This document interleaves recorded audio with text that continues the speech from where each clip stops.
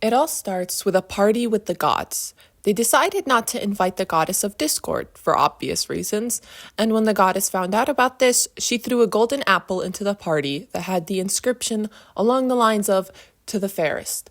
And Aphrodite was like, "That's mine," and Hera was like, "That's mine," and Athena was like, "That's mine." So they decided to ask the capital of France who he thought was the fairest. And Aphrodite was like, "Pick me," and Hera was like, "Pick me," and Athena was like, "Pick me." But Aphrodite was also like, "Pick me, and I'll give you the most beautiful woman in all of Greece."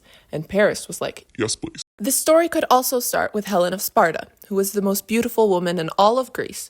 And when it was time for her to get married, kings and princes from every city-state came to ask for her hand. There was a lot of arguing, but eventually they settled on Menelaus. There was still a problem, though. What would happen if someone got jealous and decided to kill Menelaus or something?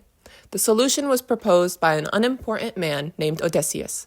Everyone would swear to uphold the matrimony and go against anything that went against it. So when Aphrodite promised Helen to Paris, this was classified as a very bad thing. Paris kidnapped Helen, or Helen ran away with Paris, depending on your version. He went back to Troy, and when Menelaus found out, he complained to his big brother Agamemnon, who promised to bring her back. Together, they went around all of Greece to recruit all the men that promised that they would protect the marriage, but nobody really wanted to fight in the war. For example, Odysseus tried to pretend that he was mad, and Achilles hid by pretending to be a woman. When the Avengers assembled, the journey proved to be difficult. All the gods had split into the Greek side and the Trojan side, and the gods on the Trojan side were doing everything in their power to stop their ships, including famine or stopping their winds.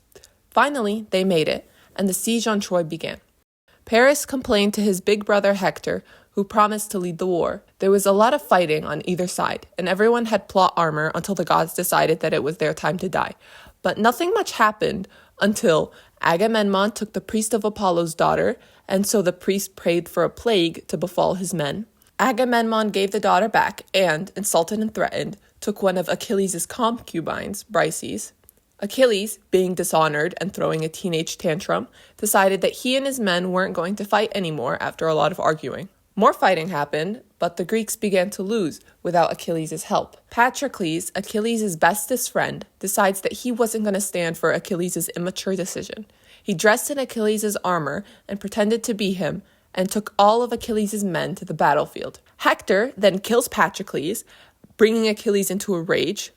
Achilles kills Hector and drags his body around Troy for 3 days before King Priam, his father, comes to ask for his body back. Then, Paris shoots Achilles from the top of the Trojan wall. Eventually, the war was going on too long, and they decided to consult the prophecy that stated that Troy would only fall with Hercules' bow. So Odysseus and Diomedes go on a buddy adventure to get the guy who has the bow, and when they come back, the guy shoots Paris and kills him.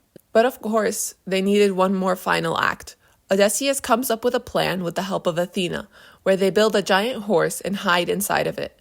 They would then offer it to the Trojans, and when the Trojans bring it into their city, they would all attack. One of Priam's daughters, a priestess cursed with the power of prophecy with the stipulation that no one would ever believe her, thanks to Apollo, told them that it was dangerous. But then nobody believed her. Some other guy also saw through the ruse, but was conveniently eaten by a snake before the word could get out. The Greeks sacked Troy, and everything was resolved, and there were no problems or entire books written about after.